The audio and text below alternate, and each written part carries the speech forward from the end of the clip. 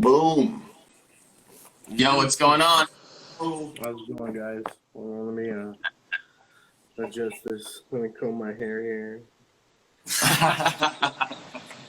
Buddy, it's been a few weeks in quarantine. I haven't had a haircut. It's been growing this fast. Yeah. So welcome to the show. How have things been going with you through all this time? Good. I've always been quarantined. I work at home, so this is not new to me. So I'm kind of used to it, just minus the shows. Yeah, man. No shows to go to. What's that been like for a change? Like not being able to contact the venues, to book the shows, to kind of get the performances. What's that like? Like what's that as a change? I don't think that's ever been like that's never happened before. I just think it changes the social aspect. For me, I'm just a PR guy, so just going to the shows is all about, I like to support the local scene and the touring bands and stuff. And it's just more for networking and stuff. Just being there to support. Honestly, I never realized how much money I spent on supporting the local scene until I decided to do some accounting and compare the month of like March and April of not going to shows compared to usually, and I spend too much money on these guys. I spend a lot of money in going to the shows on merch and drinks and just being there. So that's. I guess that's the worst. It's not the worst kind of problem to have. I'm spending money seeing shows and buying stuff. So I miss the live aspect. I'm honestly not a huge fan of watching the bands do. People are gonna crucify me maybe for this, but I'm not a fan of live streams, concerts, because to me personally, it's just like I'm watching a DVD of a show. Like it's boring. Yeah.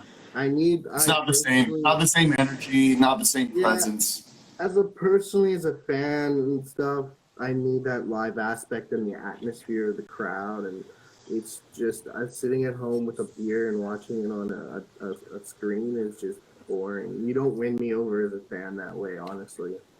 Yeah, well, I'm just watching a performance at that point, but it's not like I'm watching a performance. I'm just watching a video. Yeah, so yeah. I honestly tune out. I haven't been checking out any of these quarantine concerts. They're just not my cup of tea. They're cup of tea for those they're not your thing who want to support. But besides that, it's good that the industry will adapt. You need to adapt with the situations. I have some bands giving up completely that I've spoken to, and I think they're just not thinking outside the box, and it's an outside the box thinking situation right now for a lot of bands. And yeah, do your live streams. I'm necessarily not the target market, but there are others out there who are the target market, they'll be there and support with merch and stuff. I think some bands who have smartened up, even with just the easiest merch idea of the masks, has helped a lot of bands. I've spoken to some bands who sold out so quick. They sold more masks than they've ever sold T-shirts, and wow. Like that. So you got to just adapt to the current situation. It will go back to normal. It's just going to take time. My personal thought is this is just an evolution of nature. We're not invincible as humans. Nature is taking its course with evolution of everything. That's how it works. That's the situation, right? Like, we have to adapt to the situation we have that we're given and just kind of like roll with it. I'm confident we're smart enough to find a vaccine, medical, I'm confident in our human aspect of medical research and stuff. So it's just going to take time. We got to ride it out, and patience is a virtue, and we just adapt, and I don't think bands should be scared of releasing music right now. Personally, as a publicist, the media is more invested in looking for content right now, as a lot of them, a lot of media dudes have day jobs, and they don't have their day jobs right now, so they're upping the game on their content for their websites or all their publications, period. Focusing all their attention on creating new music and doing things. On social media right now than ever before. Everyone just needs stuff, so I don't think it's a bad thing to release. That's my 2 cents as a PR guy working it. 100%. So I'm keeping busy. I lost all my tour incomes and all my festival incomes and stuff, but I'm surviving. I got album promos and single promos to still do for bands. So that's fine. It's just going to be an interesting summer of adapting. It's just putting out music, and there's just no tours, tour press. There's no festivals. Yeah.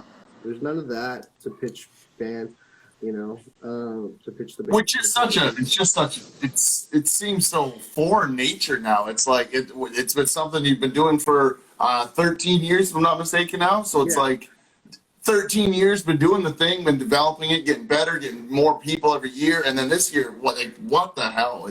You adapt, you overcome it. Like you said, you figure, you keep doing the things you're doing, and we're not going to do the festival promotions this year. We're not going to do the show.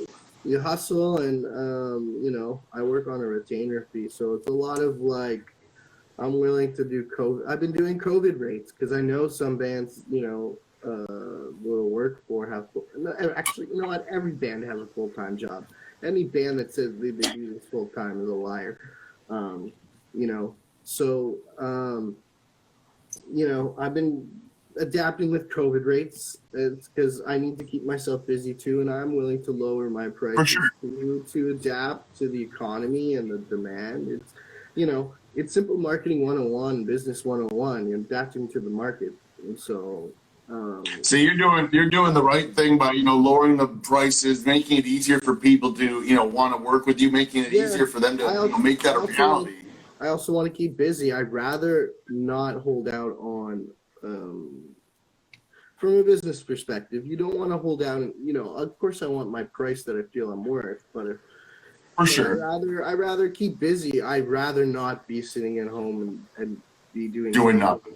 And collecting government money. I haven't collected government money yet, and I don't want to. That's my goal, is not to. As an music industry professional, if that time comes, that time comes. But for now, I'm willing to work with bands and work with budgets. I'm sympathetic to the independent cause. I've always have been. I was a independent musician prior to doing this. I get the hustle. It's tough, but you get the work that's going on. From a business standpoint, what else have you done? So I really like you mentioned the mask, but what else have you done to kind of counteract and think outside the box on this? Mainly, honestly, it's been a lot of just the live streaming. A lot of bands doing live streaming quarantine videos. Like, bands have been separated, but they've been able to put their skills to use. The ones who are technologically savvy are the ones that will get ahead too in all this, I personally believe, because even though they're separated, they've adjusted to everything, right?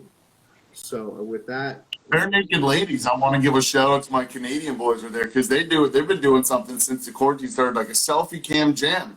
Each of them just record a part of they're part of the song, but they're all in different areas, and they time it up, they sync it up in audio, and it sounds incredible. Yeah, I believe I saw that video. It came out really well. You just got to know your stuff. I think, some bands don't know the technology or the home recording stuff, and they should educate themselves. Now's the time to really know your stuff. Now is the time for education. In reality.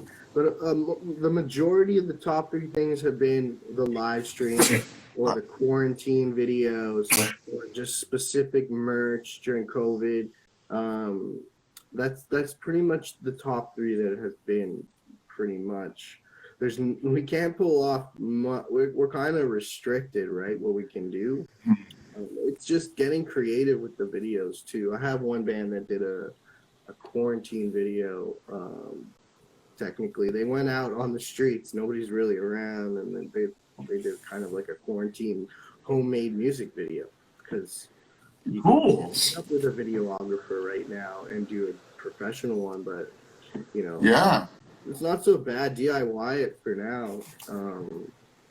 And right now, like a month ago, everything literally had shut down. There was some opportunities to get shots that you might never get again, in a sense, where there's literally zero population.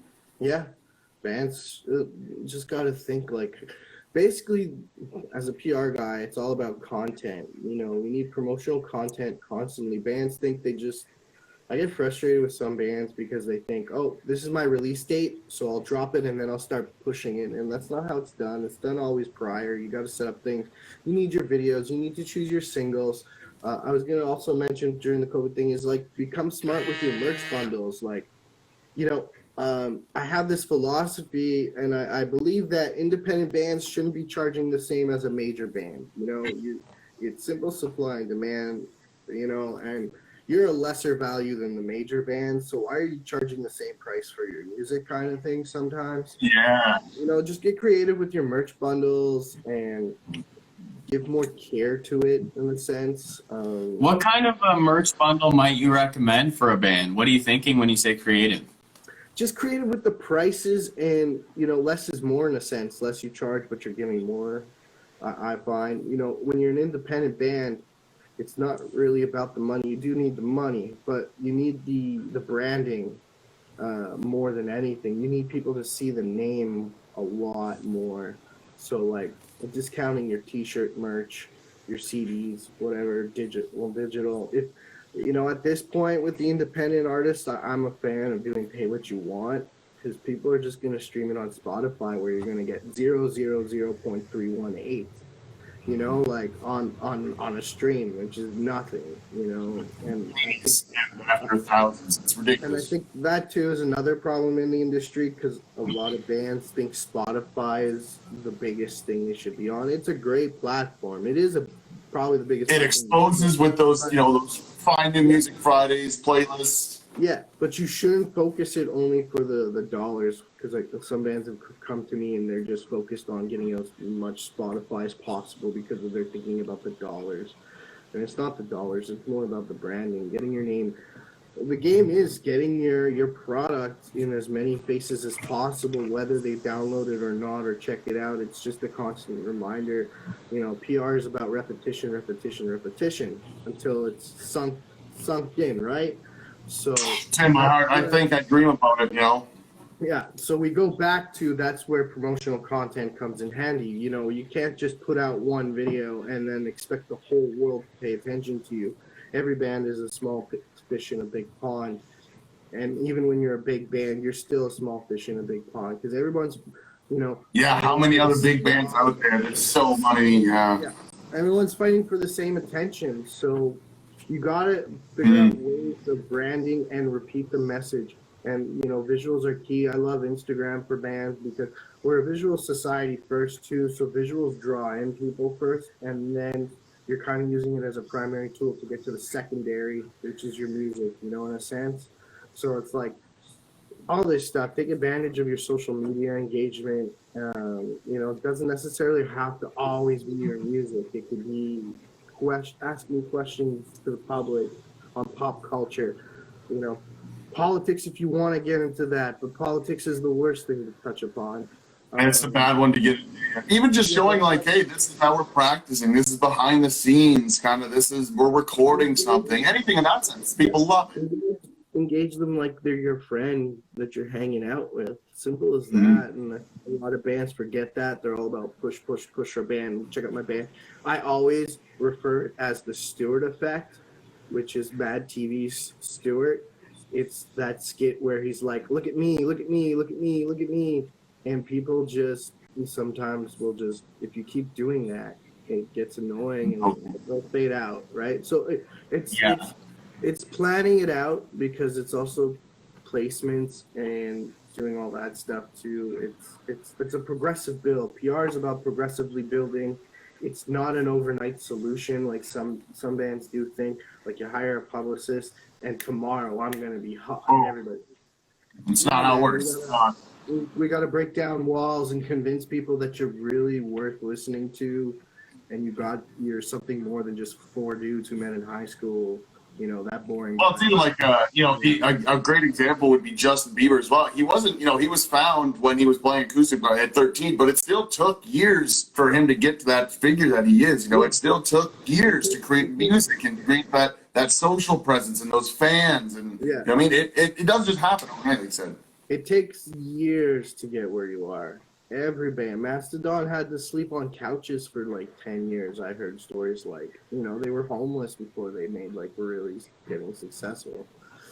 touring. Touring is the number one factor of a band, in my opinion, to making them successful. So that also with this current COVID is having an effect on things. Not bad. Yeah.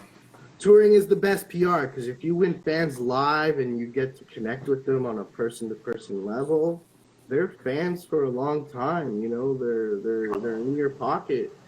So that aspect's lost. That's the only thing that's gonna suck right now. Is you're not getting that. And then it is cool thing with those live shows too. You can discover new bands that you might not have heard of because there'll be bills of 8 bands. You're like, I'm going for 2 or 3, and then you leave liking 5 or 6. And yeah, exactly that effect too, man. Sometimes openers just blow your mind, and you're just like, man, oh shit. Like, okay, I'm gonna keep in mind this. Gotta keep listening. Yeah, there's been a few like that myself. Yeah, it's wild. It's adapting to that right now. I think bands to adjust is gonna be those 3 that I said. You got to keep up with like quarantine videos and live streams and merch bundle discounts and just ways to get people to interact with you. Engagement. Interact with the band and follow. It's going to be the key until live shows are allowed. What venues do you think are best right now for getting that interaction? Would you just say straight up just YouTube, any social media, or is there a particular one that is more fire than the others?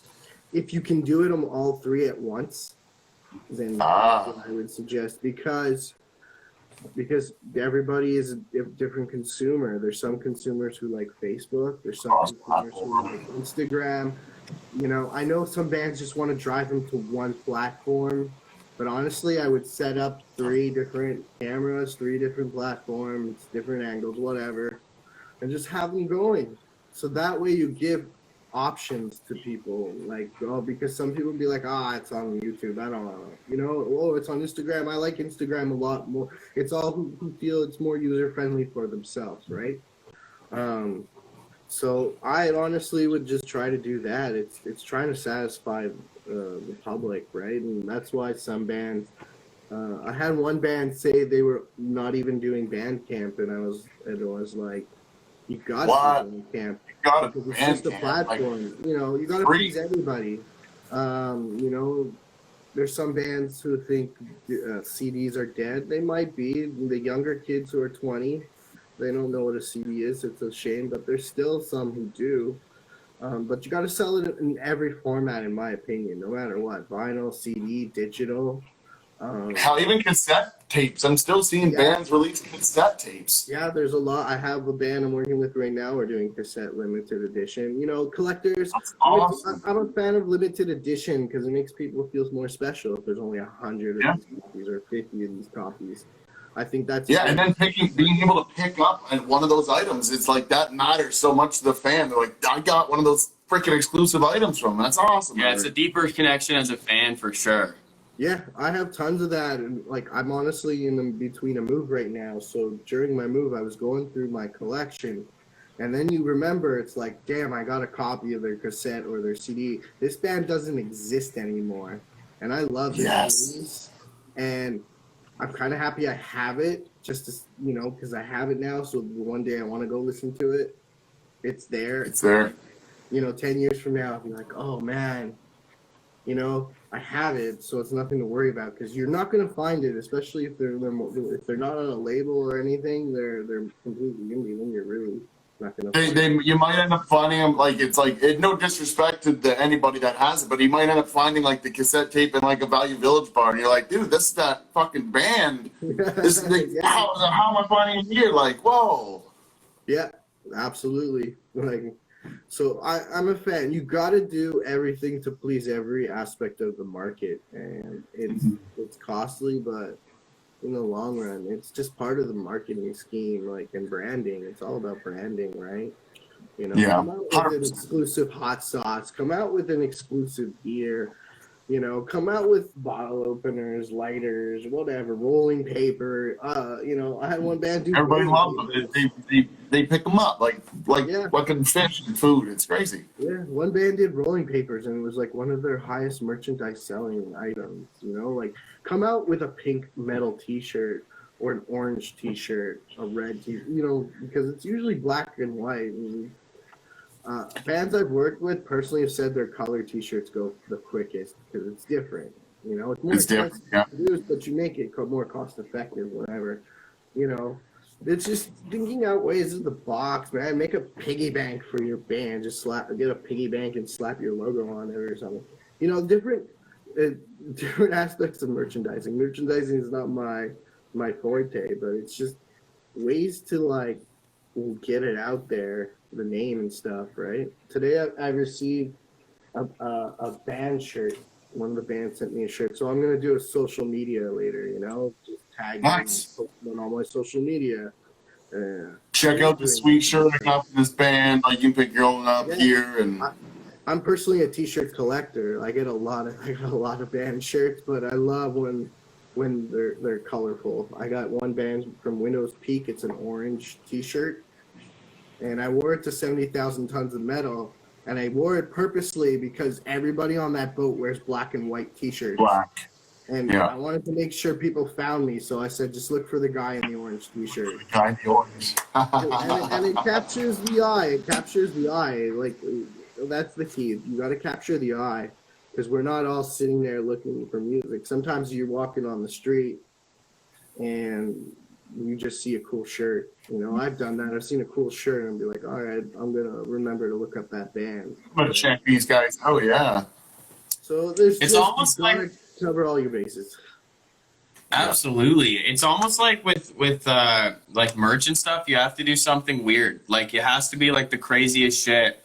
I knew a band that had like dildos in Toronto, and they didn't sell a lot of dildos. I'm sure they sold some of them, but like people came to their table to take pictures and laugh, and then they bought other shit while they were at the table. Yeah, it got people talking, so it kind of still worked its effect, right? Exactly. You know, it's a kind of bait. It's a bait, pretty much. It's baiting them. So That's all it is. Here's a big cock with a band name on it. You know, come buy a CD. Yeah, man. Anything to get people's heads to turn. There's no rules in a sense, you know. You can think outside the box and just let them, let them make their own decision if they want to. So is marketing just shock and awe? It can be, depending. It depends on your, who you're targeting, right? What kind of crowd you're targeting. But shock and awe works if it's the right crowd, and the right branding for your band. It depends, right? If you're a proggy band, shock and awe is not going to work. If you're a political band, shock and awe will work, right? Definitely, because if you're trying to make political statements, if you're a political band, then that works. Oh, It just depends what your values are as a band too, right? Because it can move you forward or it can drop you. It can negatively. Negative publicity is still good publicity, but you don't really want negative publicity because in the end, if it just keeps on being negative, you're just gonna drown out. yeah. So. And then even in the future, it can even come up in the, even if you end up putting the bad press in the past, there's always going to be somebody that's going to try and bring it up in the future once then that band ends up making it or something. It's always just better for the good publicity. The best shock and awe experience I've had was there was a band from Ontario, Small Town Boys. They were called Surefire Machine. And Zeke, their singer and guitarist, he was crazy and fun. And he came up with this crazy idea while they were on Canadian tour. He booked a skydiving place in Edmonton. And he decided to do a publicity stunt where he was going to get a skydiving tattoo. And honestly, that worked. He really thought outside the box for that one. It's still one of my favorite moments. So I had to do the PR on that, and it was good. It landed in like Revolver magazine, and it ended up on Swedish TV, and I got their name out there. And then Zeke told me some dude of Universal from Universal Records came and hunted them down. It never worked out anything, but it kind of just captured people's attention, right? It was a quick fix, so it was kind of cool. Unfortunately, they fizzled, right? They did a lot of touring. I give them props. They were a touring machine themselves. They toured a lot to get the name out there. And, it's like catching fire. PRs too is like you're trying to catch fire, man. You know, because it's such a saturated market too. We're all competing for the same attention and the same press outlet. You guys know you probably get a lot of news releases and album promos from me. Everybody complains, but it's like we're just trying to promote the bands, right? And see who That was the one thing with the radio station at the school is all the bands sent their music in. So, you know, every week you'd arrive and there'd be 30 to 40 different CDs. You'd be like, let's listen. There's so much music here to hear. Let's, you know, you got to send it and we gotta scope it. Yeah, that's how it goes. It's the game, and you know you got to send it out, and you can be aggressive a bit, but not too aggressive because you don't want to annoy people. But you gotta do. I'm a believer if you're sending it out, you do follow ups. You always do follow ups. You gotta ask. You don't hear back from them after 2 or 3 emails, then just let it be. Maybe they're just too busy. They didn't see it. It's out of your control. You can't get everything, but you can you get what you can get in a sense. It's like it's sales pitching, right? I'm pitching you, I'm trying to sell you a band, and maybe this sale won't go through. That's all. When we were back at the station last year, we were seeing the influx of CDs, and a lot of them were just envelopes that were coming in with an address on it, and there wasn't anything that ever kind of stood out. And then Carter ended up seeing these envelopes one day, and he's like, "Man, I got an idea. What if you just wrote on the side of the envelope, 'This CD sucks'?" Yeah, I think someone should just put "Don't listen" in big, huge letters. Something hilarious, I'll save your time. This sucks. Throw it out. That would be the first one open every time. Every time. That might work. Yeah, you know what? You do a test market. You get one band who wants to be a guinea pig like that and see what happens. Honestly, with the COVID days, I don't think that's gonna happen right now. I've been doing the college thing right now, and I sent out my last. I was supposed to send this out in March, and then COVID hit, so all the stations closed. But I was moving, and I explained to the stations, I don't know if you're open or not. I had to go through the list and find out who is and who's not. But I sent it out finally. But now most of the college stations on the circuit are all digital. They're all telling me digital. We have to. We're not even at the station. So I'm cool with that. But I'll still send CDs to the DJs, the ones who love CDs. There's still media dudes who love CDs. So Definitely. I don't know what kind of reaction. I would probably test it on the ones I have the strongest relationship with first. And then, not trying to just send music out to people we don't totally know and be like, "Hey, this music sucks." And be like, "Well, okay, well, shit, thanks for saving the time." Yeah, because it can either be open quickly or someone's like, "Well, thank you," and just throw it right in the. You must have this at CFRE, because when I worked at C-Cut Radio, I had a show on C-Cut Radio, and there'd always be a bin of just past albums that they didn't want to add. And I used to love going into those bins because you would find maybe once in a blue moon gems, and then you go in the bin, you take them, they're free, whatever, and take them home, and then you kind of go listening through and be like, "Oh yeah, I know why they passed on adding this to rotation."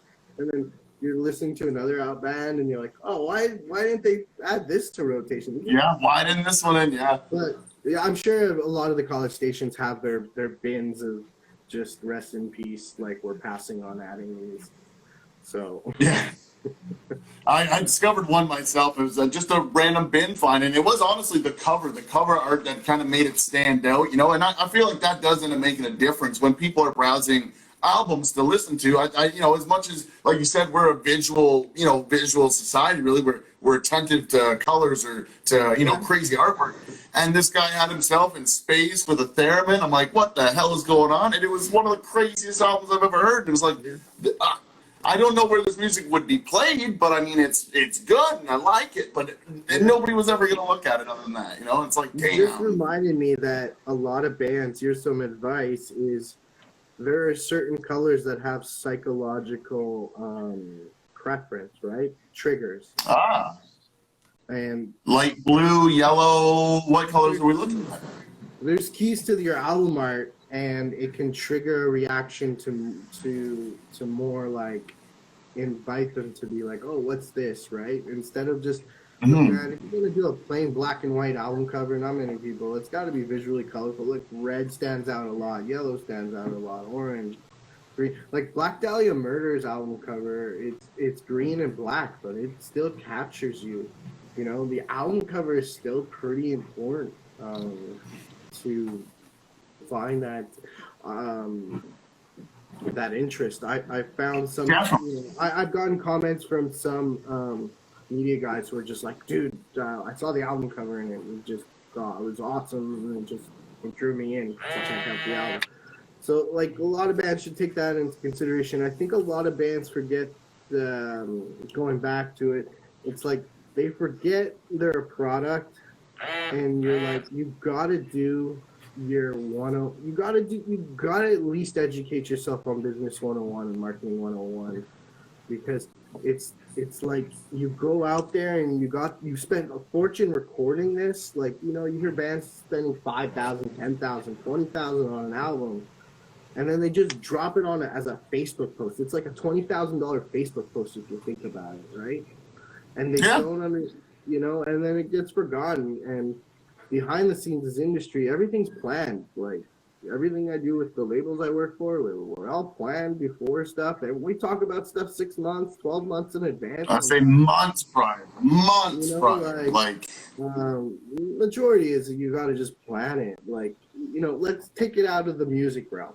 The products you see in your pharmacy, your grocery store, whatever, they're all premeditated marketing to you, you know.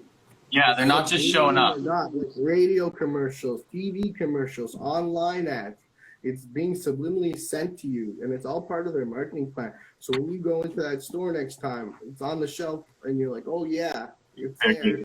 So you kind of got to do the same in the music industry, right? And there's kind of no rules for the music industry to kind of make it catch fire, but you got to have you got to have a plan. If you don't have a plan, you're dead. You're dead in the water. Yeah, you'll just get forgotten by many. You know. Awesome, man. I love that. Yeah, and it segues into the next question for me is like, how do people find Asher Media, and when do they need to actually do that? Usually, you hit me up I like 2 months, 3 months advance notice. You know, because I got other things I'm working on at the same time. So it's it's a process. Usually the process with me is I give you a form, you got to fill it out with all your information that I ask.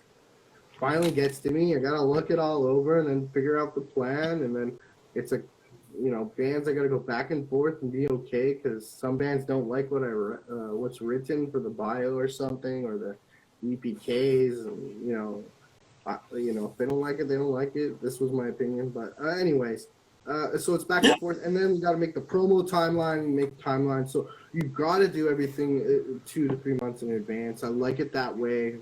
So it's like, okay, we got time to plan everything: singles, videos, placements, album delivery, radio play, all that stuff, right? Pre-sales date, okay. So on a promo timeline, you're gonna do pre-sales date.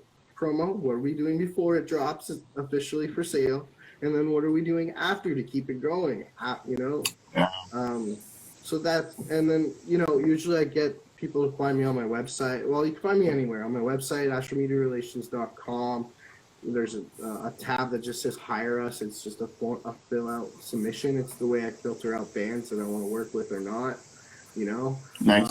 And then with social media, at Asher Media on Instagram or Facebook, Asher Mediations, or email AsherMedia@gmail. It's super easy to get a hold of me. I'm on all these platforms, right? You gotta be. So I'll answer you wherever you message me, right? And then I'll probably just filter you to my email, because I keep on top of things through email.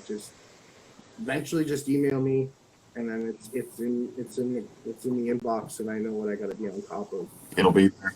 You'll get to it. But yeah, you gotta be seen everywhere and everywhere. Don't ignore. You got to be on all the social medias. You got to be able to be contacted easily. You got to be able to be easy to reach. You got to have the email. You got to have the message. You got to have the, the availability of you makes the availability to them to get to you so much easier, and then it just drives more traffic. Yeah. And you got to make a timeline too, man. Like for your social media, some bands I've worked with, they make actual social media timelines. We're going to post it. You got to do your analytics and see when do I get the most traffic on my Facebook page. Okay, well, let's plan out some social media posts, so it's not too much. Everything's planned. Just don't do anything without a plan, and then bands won't cry. Some of them cry and nobody paid attention. It's because you didn't go in with a plan, like. You went in blindly, and you're gonna come out confused, and because you didn't go in with that plan, like you say. You gotta know what you're expecting going into it, and what you want, and how you're gonna deliver it. Yeah, and time is very key. It's time sensitive. You got to plan a marketing plan. It's time sensitive. And another factor I'll mention: bands don't make a plan without your production done. I've done this from experience. Bands, we make a plan, and it's like, where's the album, dude? It's dropping, every week. Where's this album? Oh, the mastering guy said it would be ready, or the mixing dude would say it would be ready. It's not ready. So it's like, I wouldn't plan anything to say your album's out at all until you finally have your masters. Yeah. And they're ready to go. Then you can plan. Because some bands, they think they set their release date and that's their deadline. So they got time. Like, oh, wait. It's not how it works. You just wait till you get it in hand. Never rush a release, Wait till everything's in place and then make your plan out, everything from your. Because then the delivery will be nice. It'll be a smooth landing. You'll get traction and everything. It's like you said, you'll be starting to fire almost. Because like monkey wrenches in a promo plan really screw up things. I had one band who promised me it was going to be ready and it wasn't. And then, they went on and announced the release date. Release date came around, album's still not ready. Guess what? Now you Where's the album? And make a new release date. And it's just a headache for nothing. And it looks amateur, You don't want to look like you don't know what you're doing. You want to look as professional as possible. You want to look as professional and polished ever. Yeah. Band EPKs. Bands should make their own website with their own EPK. You need a place where people can just find one-stop shop, everything about the band. And I think when a band sends me their official website as Facebook, it's like, are you kidding me? Come on, like, you got to present your stuff professionally in a manner, like one sheets. If people don't know what one sheets are, it's the industry standard of just like, here's everything in a PDF file with information about like press quotes, information on the album, the bio, some quick fun facts that could be story angles, recommended tracks for radio, stuff like that. Like, See those people quick. So that's what that press package would all be. That'd be the ultimate press package right there. Like that's one that would land well.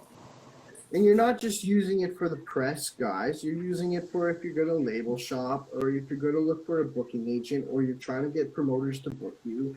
It's like bands need to know you need to build a resume. It's like going for a job interview. Like, that's how I explain an EPK. It's basically your career. It's putting your career in like a one-stop shop so you can get that gig and you can try to get that record label, You can just get people interested. That's it. Quick facts. And we're building a resume. So some bands you start with have nothing. Then as we do the promo campaign, we got press quotes, we got radio charts, So, and we add that to the EPK because promoters, booking agents, labels, they want to see that people are talking about you before they touch you because it's a business. Why are they going to take a financial risk? I had one band shopping a label with they've got zero experience, and they asked if I could help, and I don't do label shopping anymore. So they did it on their own, but I knew they were going to get no. I honestly knew they were going to get no from everybody because they have no press quotes, they don't have much live experience. Their music is top notch, and honestly, music can be top notch, but it's kind of like test marketing. Like you're test marketing yourself. So when you go to a label or a booking label, so it's like this is what we've done. See, the test market People are talking about us. People have been buying our stuff. Here's our sales figures. Here's this. Yeah, and so you're trying to convince them to take a financial risk on you, because that's what labels do. They take a financial risk and an investment because they want to make sure they're going to get their money back in investing in you. It's a business. They're in the business of selling music. So it's that too. And a lot of bands need to understand that. It's like the day of just being discovered by a label, or a label just signing on the quality of music. It's hard, like in touring. The number one big question a label asks is, are you touring this release? You know, like, because touring promotes a release. So right now, that's kind of screwed up things. So we're going to adapt. We're just going to try to figure ways to adapt the sales, right? The touring promotional part of an album and new music and stuff. So that's my 2 cents on all that stuff. Dude, on 2 cents, man. I feel like you gave me a 20. Like, damn. There was a lot of so valuable information there. I hope people were keeping notes. Carter keeps notes here, and honestly, it's been wild, man. There's been a lot of notes. These are my John Asher notes. Hold on. I got more. Oh shit. I don't know. Did I go past? No, that was it. I got 3 pages of notes from you, man. I really appreciate you coming on. What's that? I said one day I'll write a book. Yeah, man, dude, we got I got these like really silly. Here's one. It says plans for world domination, and it's like all of our interviews up till now just in here. Like, it's the messiest writing you'll ever find, but I swear when Drivewire is huge, this is gonna be worth like $1 gajillion. John from Asher Media. Dude, thank you for joining us, man. Thanks for having me, guys. It's a pleasure. Thanks for inviting me. I love shooting the shit. Yeah, dude, and you have a lot of value to add. So I hope that any artists who are out there find you for their promo, check you out, see what we can do, maybe get back up and touring. And if you're ever in the GTA, we'd love you to have you in the studio, have a real conversation that way. And if we ever venture up that way, same goes. We hope you welcome us. Right on, man. When in Montreal, hit me up. You got it, man. We totally will. Have a good one, all right? Stay safe. All right, you too, guys. Cheers. Peace.